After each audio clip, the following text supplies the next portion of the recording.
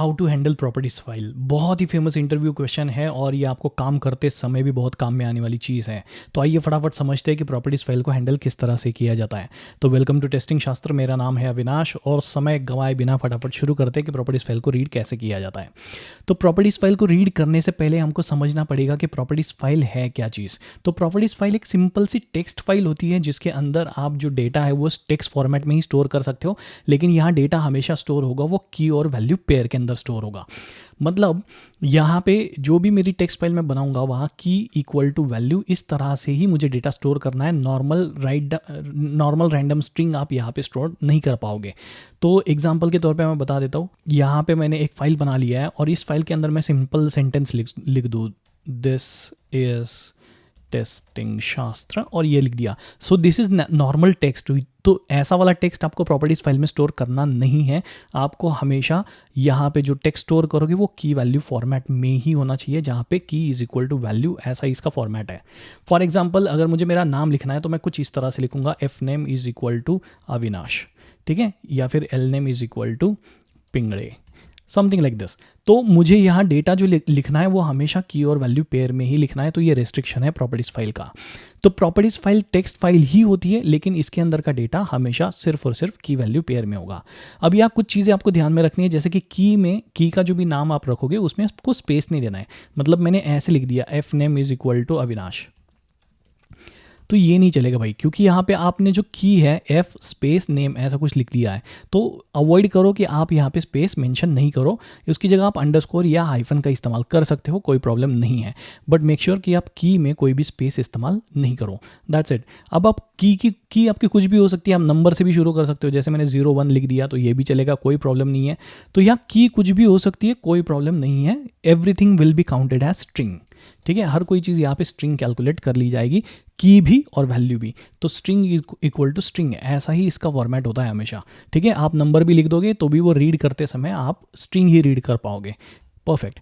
अब इस फाइल को बनाएं कैसे और इसको जावा की मदद से रीड कैसे करें और इसको फ्रेमवर्क के अंदर इनकॉर्पोरेट कैसे करें, ये सब चीज़ें मैं यहाँ पे डिस्कस करने वाला हूँ। तो अंत तक बिल्कुल देखते रहना है, ठीक है। तो चलिए शुरू करते हैं कि एक सिंपल सी प्रॉपर्टीज फाइल बनाएंगे कैसे और उसको जावा का इस्तेमाल करके रीड कैसे करेंगे। तो इसके लिए मैंने सिंपली एक मैवन प्रोजेक्ट यहाँ पर बना लिया है, जहाँ SRC मेन जावा के अंदर मैं एक पैकेज बना लेता हूँ अभी के लिए, जिसका नाम मैं लिख देता हूँ com.testing शास्त्र। परफेक्ट। और यहाँ पे एक क्लास बना लेते हैं, एक और पैकेज बनाता हूँ इनफैक्ट मैं, जहाँ पे लिखता हूँ उसको यूटिल्स, और इस पैकेज के अंदर मैं क्लास बना लूँगा फाइल यूटिल। अब ये जो क्लास है बिल्कुल ऑप्शनल है, आप बनाना चाहो तो बनाओ, नहीं बनाया तो भी चलेगा। सिंपल मेन मेथड में भी ये लॉजिक लिख सकते हो, लेकिन मैंने क्लास इसलिए बना दिया है क्योंकि इसी क्लास का इस्तेमाल करके आगे मैं फ्रेमवर्क के अंदर यही कोड इस्तेमाल करने वाला हूँ, ठीक है। तो सिंपली मैंने एक क्लास बना दिया फाइल यूटिल्स, जहाँ पे मैं प्रॉपर्टीज फाइल को रीड करने का कोड लिखने वाला हूँ। दूसरी चीज़, ऑब्वियसली मेरे पास प्रॉपर्टीज फाइल होनी चाहिए जो मुझे रीड करनी है।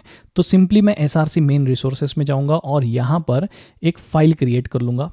इस फाइल को मैं अभी के लिए नाम दे देता हूँ application.properties, ओके। तो प्रॉपर्टीज फाइल जो भी रहेगी उसका एक्सटेंशन .txt नहीं लिखना है, उसका एक्सटेंशन आपको लिखना है .properties, ओके। स्पेलिंग मिस्टेक बिल्कुल नहीं करना है, अगर आप कर दोगे तो वो शायद रीड नहीं कर पाएगा। तो यहाँ एक बार चेक कर लेंगे, application.properties नाम की मेरी फाइल बन चुकी है, दैट्स इट। अब इस फाइल में कुछ डेटा मैं सैम्पल के लिए रख देता हूँ, जैसे कि मैंने यहाँ पे रख दिया F name is equal to Avinash और L name is equal to रख दिया लेट्स से पिंगले, और यहाँ पे मैं लिख देता हूँ company is equal to let's say testing Shastra. अब यहाँ पे वैल्यू में मैंने स्पेस दे दिया है, विच इज़ एब्सोल्युटली फाइन, कोई प्रॉब्लम नहीं है, खाली की में नहीं देना है। तो मैंने सेव कर दिया एंड दैट्स इट, डन हो गया।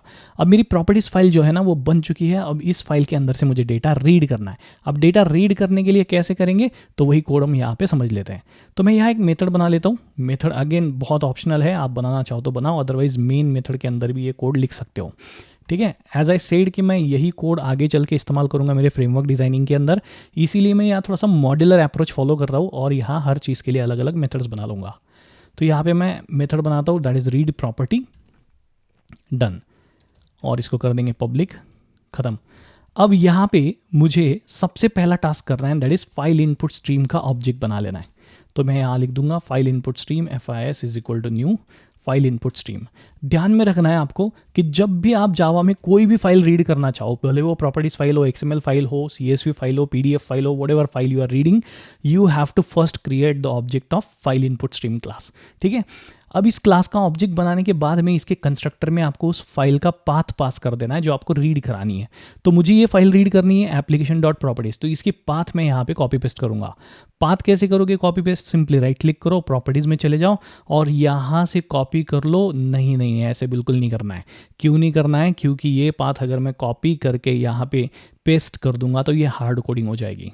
ठीक है, और मैं हार्ड कोडिंग बिल्कुल भी नहीं करना चाहता। मैं हार्ड कोडिंग अवॉइड करूंगा और जितना हो सके उतना ज़्यादा डायनामिक मेरे प्रोग्राम को बनाऊंगा। हार्ड कोडिंग क्यों नहीं करेंगे? एक छोटे से एग्जांपल से समझाने की कोशिश करता हूँ। ठीक है, तो यहाँ पे समझो मैंने ये पाथ कॉपी कर लिया और इधर पेस्ट कर दिया। ठीक है, अब इस कंप्यूटर के ऊपर ये प्रोग्राम हैप्पीली चल जाएगा, कोई प्रॉब्लम नहीं है। क्यों? क्योंकि this file is existing on this computer. क्योंकि मेरे पास जो वॉल्यूम्स नाम का ड्राइव है उसके अंदर एक्स्ट्रा नाम का फोल्डर है, उसके अंदर टेस्टिंग शास्त्र नाम का फोल्डर है, वहाँ पे एस्टर 22A नाम का फोल्डर है एंड सो ऑन। बट यही कोड अगर मैं आपके कंप्यूटर पे आपके साथ शेयर करूँ गिटहब के ऊपर और आप इसको अपने कंप्यूटर में चेकआउट करोगे तो शायद आपके यहाँ पे वॉल्यूम्स नाम का कोई फोल्डर मौजूद ही नहीं हो, तो उस केस में आपको फाइल नॉट फाउंड एक्सेप्शन आ जाएगी। इसीलिए मेरा मानना ये हमेशा होता है कि यार आप कभी भी कोड को है ना हार्ड कोड नहीं करो, डायनामिक जितना हो सके उतना करो। तो यहाँ पे पाथ को कैसे डायनामिक करेंगे ना, कि कैसे पता चलेगा इसको कि हाँ भाई ये प्रॉपर्टीज फाइल मुझे यहाँ से उठानी है। तो उसके लिए सिंपली जावा ने आपको सिस्टम क्लास के अंदर एक मेथड दिया हुआ है, दैट इज गेट प्रॉपर्टी। इस मेथड को कॉल कर लो और इस मेथड के अंदर लिख दो user.dir। अब ये user.dir लिखने से क्या होता है, आपको करंट वर्किंग डायरेक्टरी मिल जाता है। मतलब आपका ये प्रोजेक्ट अभी करंटली जिस किसी वर्किंग डायरेक्टरी के अंदर है उस डायरेक्टरी का पूरा पाथ आपको यहाँ से मिल जाएगा। और यही पाथ मैं यहाँ स्ट्रिंग वेरिएबल में स्टोर कर लेता हूँ और वेरिएबल को नाम दे देता हूँ base dir। That's it, perfect. अब ये बेस dir नाम के वेरिएबल में मेरा करंट वर्किंग डायरेक्टरी जो भी है उसका पूरा पाथ आ जाएगा। मैं आपको ये प्रिंट भी करके दिखा देता हूँ एक बार, so that you will understand it in better way. ठीक है, यहाँ पे लिखते हैं बेस dir, रन करते हैं इसको। रन करने के लिए यहाँ मेन मेथड बना लेंगे फटाफट और न्यू फाइल यूटिल कर देते इसको,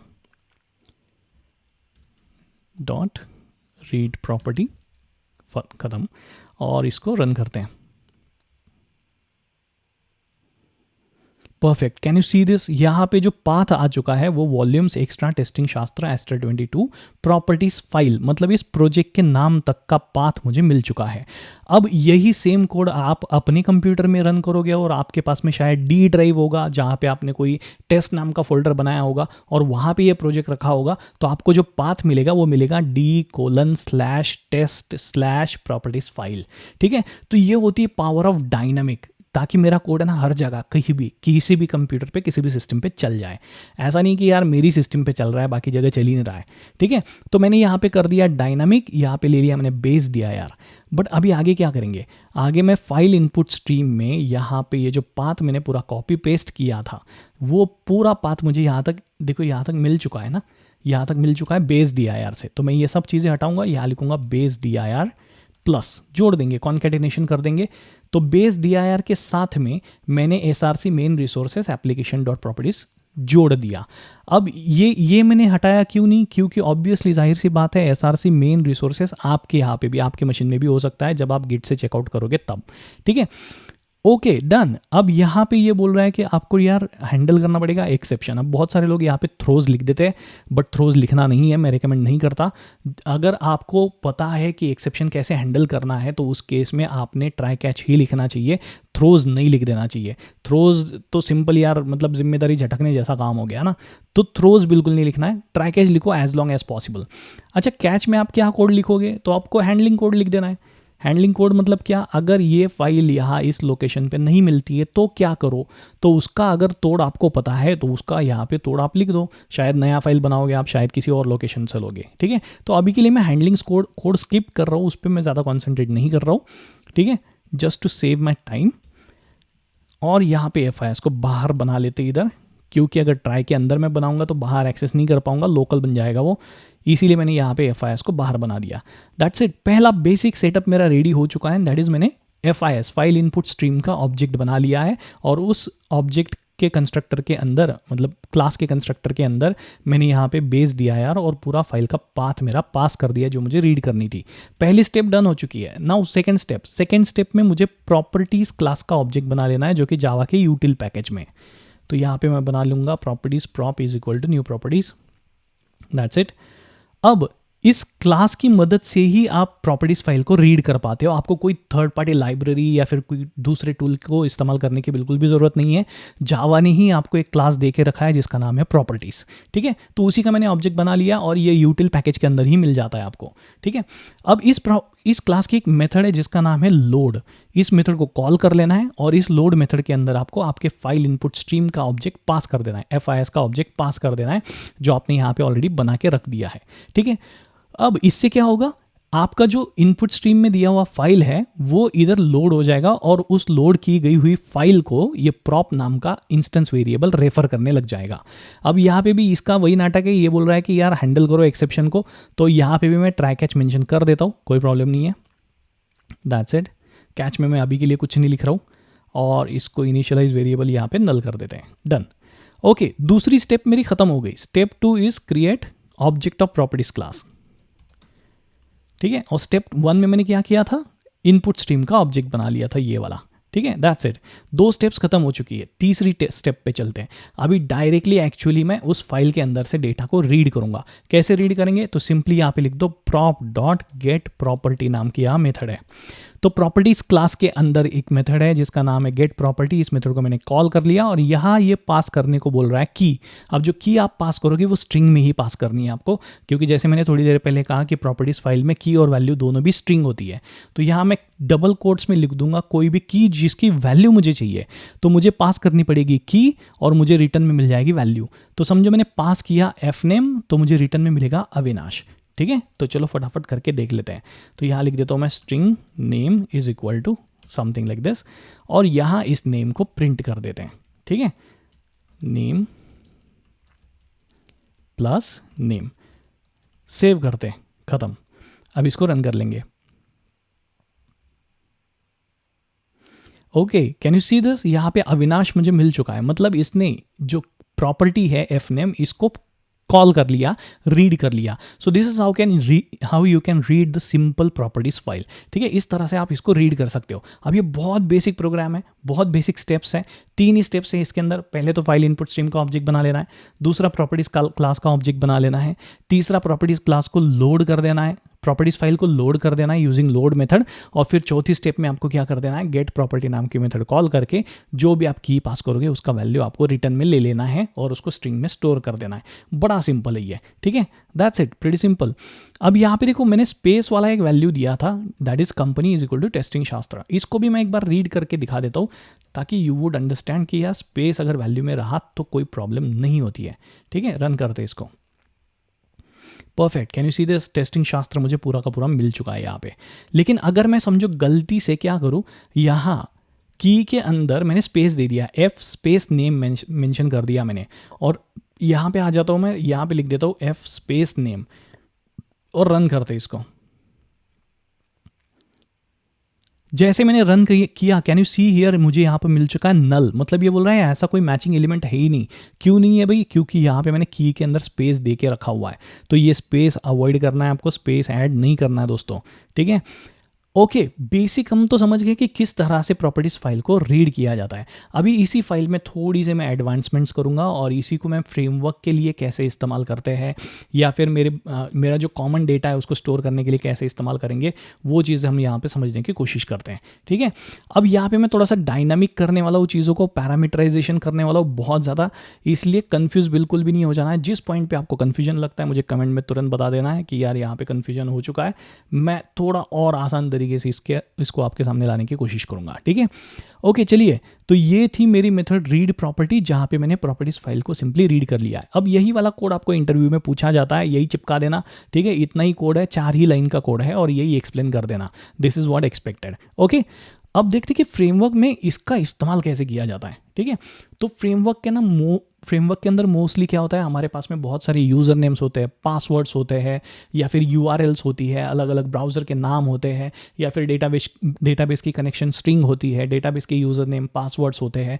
बहुत सारी चीज़ें होती है जो हमको किसी एक कॉमन जगह पे स्टोर करने की ज़रूरत शायद पड़ सकती है। अब वही कॉमन जगह मेरे पास में है, दैट इज़ प्रॉपर्टीज़ फाइल। तो यहाँ पे मैं ये सारे password combinations, user name combinations, या फिर जो भी मेरे प्रोजेक्ट के लिए लगने वाली सारी नेसेसरी इन्फॉर्मेशन है, वो सब की सब मैं प्रॉपर्टीज़ फाइल के अंदर स्टोर करके रख सकता हूँ, और फिर वहाँ से जब चाहे तब उसको इस्तेमाल कर सकता हूँ।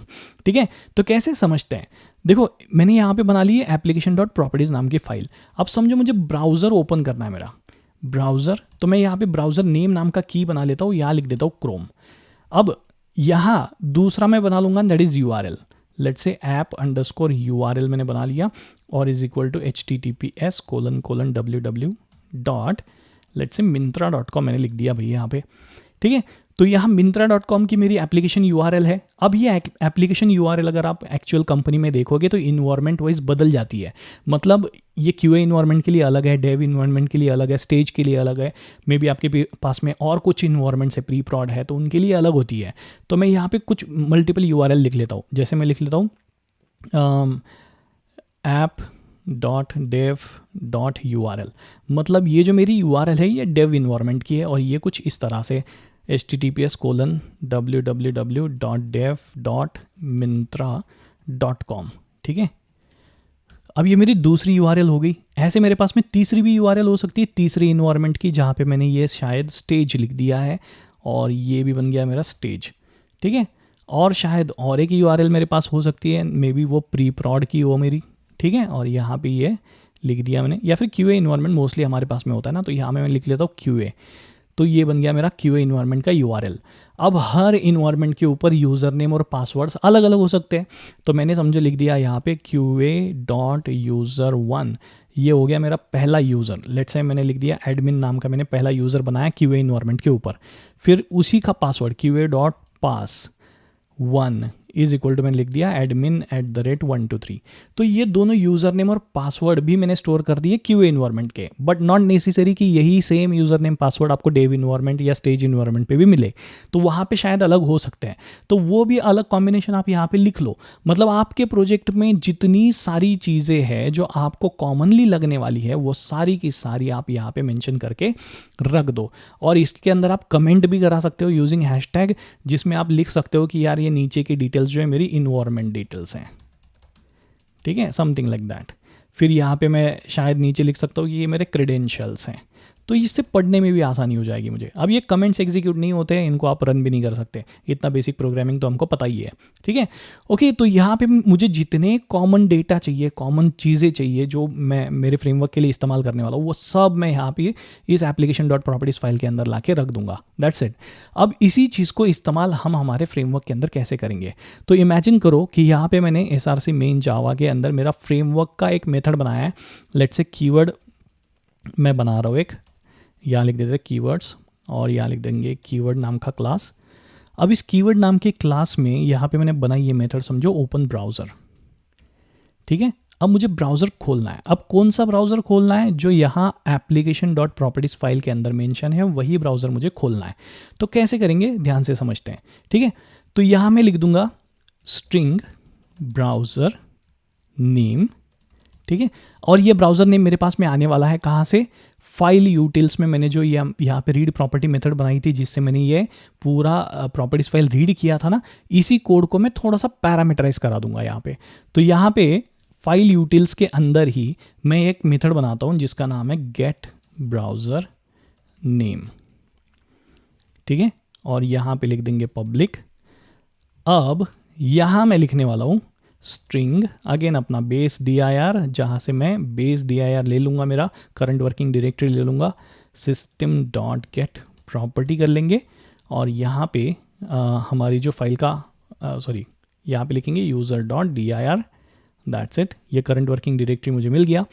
अब मुझे सिंपली कर देना है FIS का object, FIS is equal to new file input stream, और इसके अंदर पास कर देना है base dir plus /src/main/resources/application dot properties. ठीक है, यूजुअली टाइप करना नहीं है, टाइप करोगे तो शायद स्पेलिंग मिस्टेक हो सकती है आपसे, इसलिए तो मैं सजेस्ट करूँगा कि आप कॉपी पेस्ट करा लो।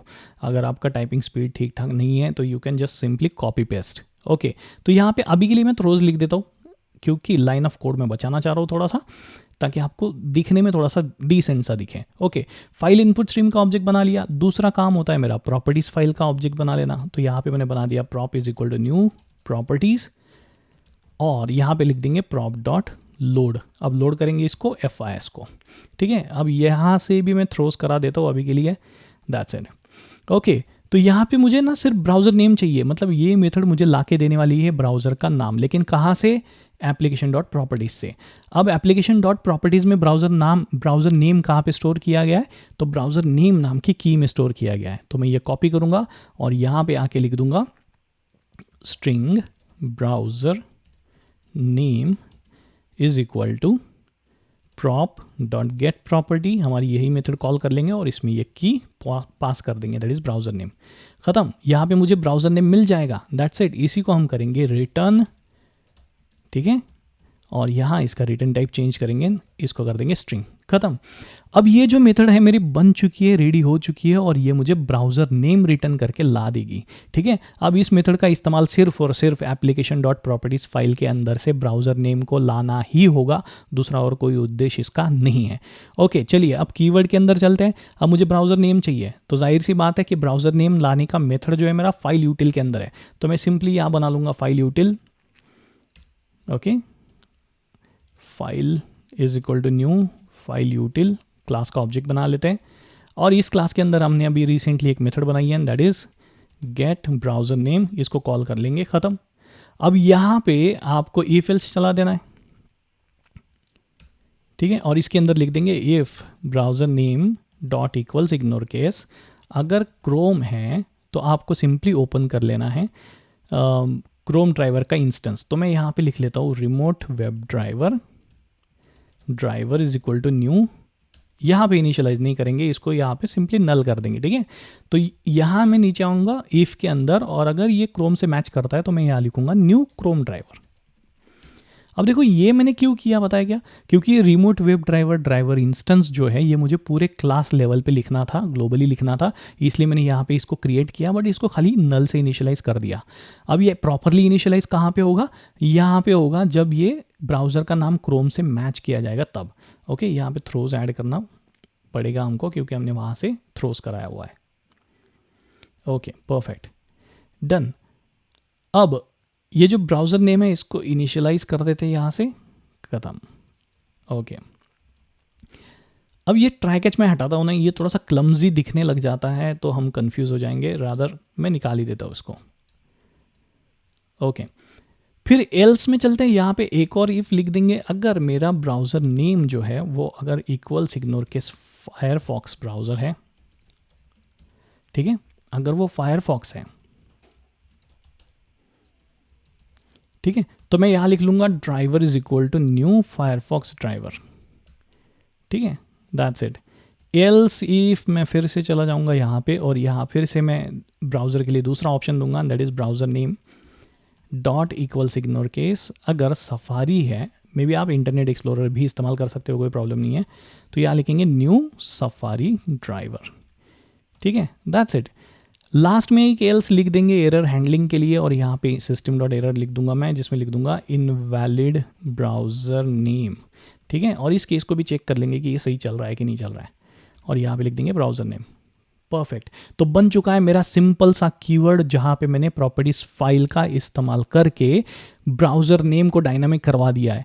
अब यहाँ से जो भी ब्राउज़र मैं बोलूँगा वही ब्राउज़र खुलेगा। ठीक है, तो यहाँ जो मैं ब्राउज़र नेम पास करूँगा वही ब्राउज़र में मेरी टेस्ट केस चलेगी।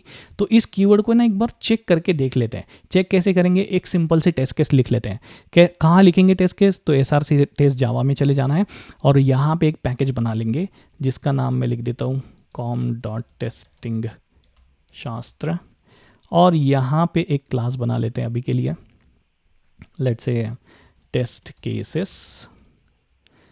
एक ए ज़्यादा आ चुका है, इसको हटाते हैं, इसको यहाँ से रीनेम करेंगे। डन। अब मैं पहली टेस्ट केस लिखता हूँ, लेट्स से मैंने लिख दिया TC01। और इसको करेंगे पब्लिक और यहाँ लगा देंगे @test। @test मेरे पास में अनोटेशन है जो टेस्ट-ng के अंदर है, बट टेस्ट-ng की लाइब्रेरी मुझे यहाँ पर pom.xml में डालनी पड़ेगी। मैं फटाफट डाल देता हूँ। ये मैंने डाला हुआ है, इसका स्कोप बस हटाना पड़ेगा। ठीक है, डन। ओके, और इसको करते हैं यहाँ से इंपोर्ट, हो गई। अब मुझे सिंपली क्या करना है, ये जो कीवर्ड क्लास के अंदर मैंने ओपन ब्राउज़र नाम का कीवर्ड बनाया है, इसको कॉपी कर कॉल कर लेना है। तो मैं सिंपली यहाँ लिखूँगा keyword is equal to new keyword, और यहाँ लिखेंगे keyword dot open browser, that's it. अब इस टेस्ट केस को अगर मैं रन करता हूँ, यहाँ से थ्रोस, यार ये लिखना पड़ेगा, ये हर जगह प्रोपेगेट हो जाता है ना, इसीलिए मैं बोल रहा था कि ट्राई कैच लिख दो, टेंशन ही नहीं रहेगा। रन करते इसको फटाफट। नाउ जस्ट ऑब्जर्व कि आपका क्रोम ब्राउज़र खुलने लग जाएगा यहाँ पे। ठीक है, okay perfect. Can you see that यहाँ पे मेरा क्रोम ब्राउज़र खुल चुका है, कोई भी यूआरएल नहीं खुली है क्योंकि मैंने यूआरएल वाली मेथड कॉल ही नहीं की थी। ठीक है, तो यहाँ क्रोम तो खुल चुका है, बट क्या मैं पैरामीटराइजेशन अगर चेंज करूँ और फायरफॉक्स कर दूँ यहाँ प्रॉपर्टीज़ फाइल के अंदर, तो क्या फायरफॉक्स खुलेगा यहाँ पे? लेट अस चेक फटाफट। तो मैंने एप्लीकेशन डॉट प्रॉपर्टीज़ में फायरफॉक्स कर दिया है। टेस्ट केस में चलते हैं, फिर से इसको रन करते हैं। कैन यू सी दैट यहाँ पे फायरफॉक्स ब्राउज़र भी खुल चुका है। इसका मतलब मेरा प्रॉपर्टीज़ फाइल का सेटअप बहुत अच्छे से चल रहा है, कोई प्रॉब्लम इसके अंदर नहीं है। अब एरर वाली केस को भी चेक कर लेते हैं एक बार कि अगर मैं ब्राउज़र का नाम कुछ गलत मेंशन कर दूँ, लेट्स से मैंने ब्राउज़र का नाम लिख दिया इंटरनेट एक्सप्लोरर, ऐसे मैंने लिख दिया, ऐसा कोई ऑप्शन मेरे पास है ही नहीं, तो मेरे इस टेस्ट केस के साथ क्या होगा वो मुझे चेक करना है। तो चलिए फटाफट इसको रन करते हैं। Okay, can you see that यहाँ पे ये तो पास बता रहा है, लेकिन कंसोल के ऊपर आप आओगे तो यहाँ पे आपको ये बोल रहा है invalid browser name internet explorer. तो इंटरनेट एक्सप्लोरर नाम का कोई ब्राउज़र हमने हैंडल किया नहीं है, इसलिए आप यहाँ पे ब्राउज़र नेम बदलोगे तो आपको एरर आ जाएगी। तो भाई इतना ही था प्रॉपर्टीज़ फाइल रीड करने के लिए। अब इसका इस्तेमाल करके आप बहुत कुछ कर सकते हो, मतलब आप लोकेटर्स भी स्टोर करा सकते हो, आप कुछ और चीज़ें स्टोर करना चाहते हो वो भी स्टोर करा सकते हो। आप जितना इमेजिन करो यार उतना कम है। Thank you so much for watching.